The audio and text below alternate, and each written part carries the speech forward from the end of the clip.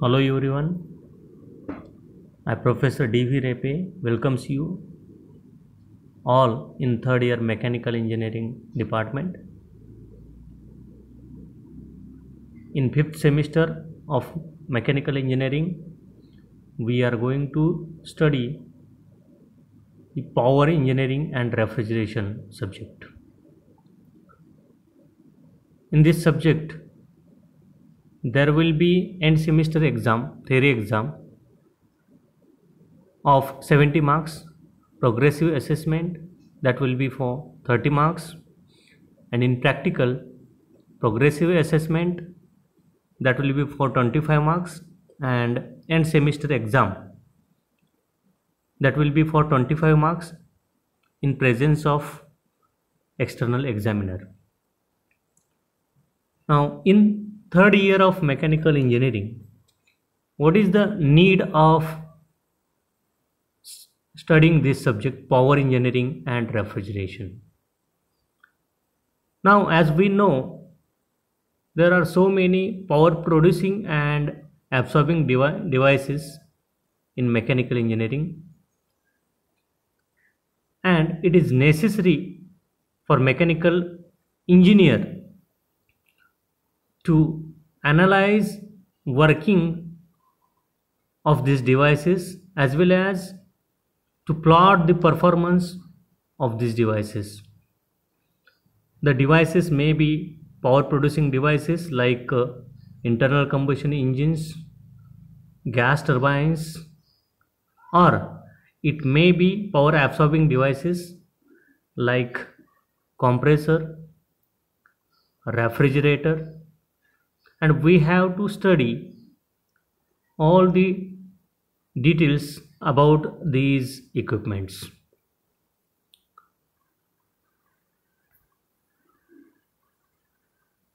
Now in this subject there will be 5 chapters. The first chapter will be the internal combustion engines. In this chapter we are going to study power cycles.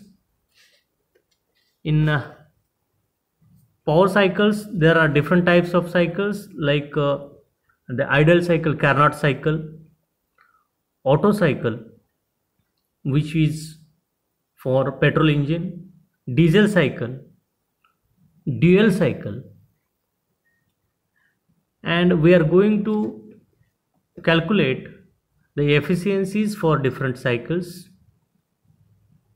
We are going to study the engine terminology, heat engine, air standard efficiency of the cycle. Again, the basic things of IC engine, how the IC engine works, what is the difference between 4-stroke engine and 2-stroke engine, or difference between spark ignition engine and compression ignition engine. We are going to discuss different IC engine auxiliaries, that is wall timing diagrams, variable wall timing engines,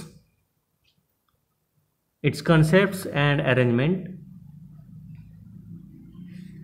Again we are going to discuss supercharging, turbocharging, its objectives, advantages in turbocharging, variable geometry turbochargers that we are going to discuss. Then multi-point fuel injection system, its layout, the various sensors used in the engine, rotary and inline fuel injection pumps, piezoelectric injectors, EGR layout, and viscous coupling for the fan. Then we are going to discuss CRDI system, that is common rail direct injection system in diesel engines, and it is controlled by electronic control unit. Now that is again recent technology. This topic is added in I-Scheme to match up with the recent technology which is used in the industry. And then we are going to discuss about different tools used for fault finding in the two-wheelers. What are the we are going to discuss about different faults in the engines and how to overcome that faults, its remedies, and then we are going to discuss about the methods to reduce the pollution in the diesel engines. What are the things implemented for reducing the pollution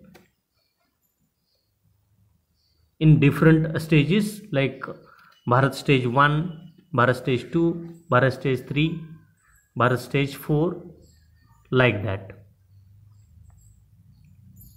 Then second chapter, in second chapter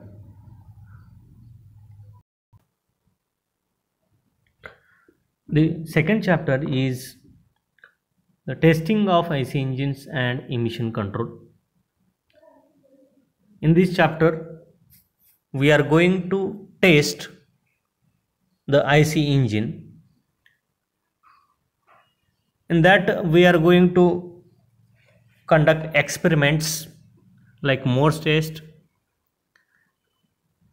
then heat balance sheet. These are tests conducted for calculating the efficiency of the engine, for calculating brake power, indicated power, frictional power. Again we are going to conduct one more experiment, that is exhaust gas analysis, in which we are going to check the percentage of the pollutants emitted through the exhaust gases of the engine. Now some of the IC engine testing parameters are, that is indicated power, brake specific fuel consumption, then components of heat balance sheet, thermal efficiency, mechanical efficiency, and that we are going to calculate through the Morse test. Now indicated power, brake power or the frictional power. Now indicated power is the power developed inside the engine. Brake power, that is power available at the crankshaft, and friction power, that will be the difference between the indicated power and brake power. Now brake power is less than that of indicated power because some of the power developed inside the engine, that is used to run the auxiliaries in the engine, and some power is lost, and due to that the power available at the crankshaft is less than that of indicated power or power developed inside the cylinder. That we are going to study with the help of Morse test. We have a 3-cylinder engine in our laboratory, and we are going to conduct that test, actual test, in the laboratory. Then combustion in IC engines, that is RON, MON, that is octane numbers, knock resistance, what is knocking, detonation, that we are going to discuss in that point. Then in this chapter we are going to discuss about exhaust emissions and its control. Now pollution is the major problem in today's era. To reduce that pollution, the different stages of emitting the exhaust gases from stage to stage, that reduction is done in the emission of the exhaust gases like carbon monoxide, hydrocarbons, sulfur dioxide, oxides of nitrogen. Now government is strictly working on that, and stage to stage that emission pollutants are to be reduced, and that is we are following the norms from the Europe, and the norms from stage to stage we are called it as Bharat stage 2, BS2, BS3, BS4, BS5, like that. Then we are going to discuss about engine control unit, its working and diagnosis procedure. Now engine control unit is that is recent technology used in the automobiles or used for the engines, so that their efficiency of the engine will get increased, as well as the factors controlling the emissions, pollutants, that is through the engine control unit. Now IC engine is power producing device. In third chapter we are going to discuss about air compressor, which is power absorbing device. Now air compressor, that is used for compress the air, and compressed air, that is used for different applications, like to run the pneumatic tools, pneumatic machines, for cleaning purpose, for filling the air, compressed air in the tire tubes, and so many different applications. Now that's why it is important to study this chapter, air compressor. In this chapter we are going to discuss about different types of compressors, the classification of the compressors, its applications, working, reciprocating compressor, rotary compressor. In reciprocating compressor, single stage compressor, two stage or multi-stage compressor, its PV diagram, intercooling. Again, in next point we are going to discuss about testing of reciprocating air compressors. That is its pressure ratio, compressor capacity, FAD, free air delivered, its volumetric efficiency, its isothermal efficiency. Some numericals we are going to study in this chapter about compressor, and methods of energy saving in the compressor. That is about reciprocating compressor. In rotary compressor, different types of compressors we are going to study, that is screw compressor, centrifugal compressor, lobe type compressor, vent type compressors, axial flow compressors, and comparison in rotary compressor and reciprocating compressor, that we are going to discuss in the air compressors. And we are going to conduct one experiment, which is for calculating the efficiencies, that is volumetric efficiency, mechanical efficiency of the reciprocating compressor. That is under third unit. In fourth unit, again we are going to discuss one more power producing device, that is gas turbines, and with that jet propulsion. In gas turbines we are going to discuss different types of gas turbines, that is constant pressure type gas turbine, open cycle and closed cycle gas turbine, the working cycle, which is Brayton cycle, its applications of the gas turbine, aeroderivatives and heavy frame engines, that we are going to again discuss in this topic. Then jet propulsion, in that turbojet, turboprop engines. And then rocket propulsion, that is liquid and solid propellant system. That is liquid and solid propellant system, that is different types of fuels used in rocket, that is liquid and solid fuels, that is propellant system again. In fifth chapter again, that is power absorbing device, that is refrigerator or air conditioner.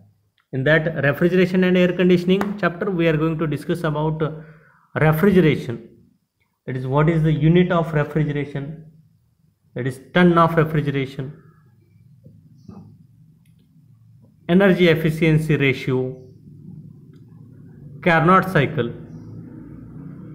vapor compression cycle in the refrigeration, subcooling and superheating in the refrigeration. These are the methods used to improve the performance of the performance of the refrigeration system, subcooling and superheating.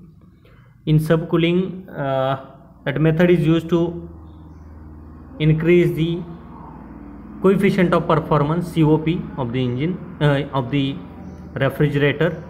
Superheating, that is method used to increase the life of the compressor, that we are again going to plot on the pH and TS diagram. The components of vapor compression system, that is major components: compressor, condenser, expansion device, then evaporator, its working, that we are going to discuss in this topic. Then we are going to discuss about different properties of the refrigerant, concepts of GWP, global warming potential, or ODP, ozone depletion potential. Before that, we are going to discuss about what is global warming, what is ozone layer and its depletion. Then we are going to discuss about different applications of the refrigeration system, its specification, working and construction of domestic refrigerator, water cooler, ice plant and cold storage, which are used for different applications. Then the second topic, that is air conditioning system. We are going to discuss about what is meant by air conditioner or air conditioning, its definition, its classification, like comfort air conditioning, industrial air conditioning, commercial air conditioning, and its applications. Then we are going to discuss about psychometry. The psychometry means behavior of the air and water vapor mixture at different temperatures and pressure, that we are going to discuss in the psychometry. The properties of air, psychometric processes like heating with humidification, cooling with humidification, heating with dehumidification, and cooling with dehumidification, like that. And we are going to plot these processes, psychometric processes, on the psychometric chart. Then we are going to discuss about some applications of the air conditioning system, that is window air conditioner, split type air conditioner, central air conditioning system, that we are going to discuss in the air conditioning topic. Thank you. Today we are going to finish this session. Again, in next section we will discuss in detail. Thank you very much.